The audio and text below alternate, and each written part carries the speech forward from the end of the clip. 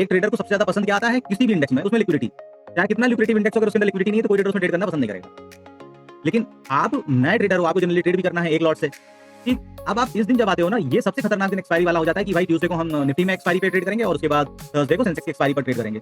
भाई एक्सपायरी पहले आप समझना तो सीखो ना कि खेल क्या हो रहा है। आपको करना है तो आप करो, कोई बात नहीं, लेकिन नेक्स्ट वीक के प्रीमियम पे करो, सेम वीक नहीं। रीजन ये होता है ना कि फिर वो प्रीमियम आपको जरूरत से ज्यादा छोटा दिखता है। अब आप जहां नॉर्मल डेज में उतने अमाउंट में एक लॉट लेते थे, आज 3 लॉट लेकर बैठोगे। अब जब आप 3 लॉट लेकर बैठ जाओगे तो उसके बाद मार्केट तो भाई अपनी तरीके से चलेगी, वो थोड़ा सा मूव करेगी और आपको लगेगा यार मेरा तो प्रीमियम आधा 50% या 30% डिके हो गया। अब आपसे बर्दाश्त नहीं होगी, आपने लॉट साइज भी बढ़ा दी है।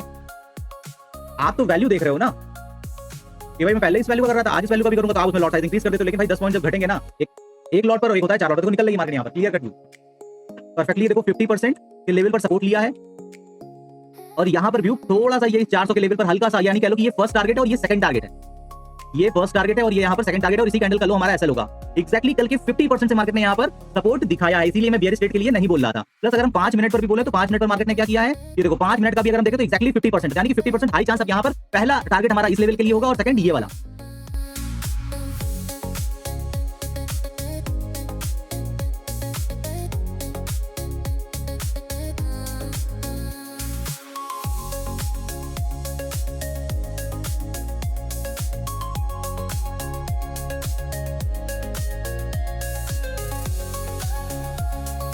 मंत्र यही है भाई, सिर्फ मूल मंत्र यही है। तो एंड में आप प्रॉफिट में ही जाओगे। हो सकता है कि कोई वीक तुम्हारा एवरेज रेड हो रहा हो, लेकिन आप मंथली रिव्यू करो या क्वार्टरली रिव्यू करो, और जब भी आपको लॉस होंगे बड़े, उसमें एक चीज हमेशा कॉमन होगी, आपने नंबर ऑफ ट्रेड उस दिन डिसिप्लिन ब्रेक करी होगी। आपके अगर 2 ट्रेड आपने दिन के डिसाइड कर लिए और कुछ नहीं, 2 ट्रेड डिसाइड कर लिए कि या तो प्रॉफिट या लॉस मुझे नहीं पता, मैं दिन के सिर्फ मैक्सिमम 2 ट्रेड करूंगा, उससे ऊपर ट्रेड नहीं करूंगा, नहीं करूंगा, नहीं करूंगा। आपने कसम खा ली है।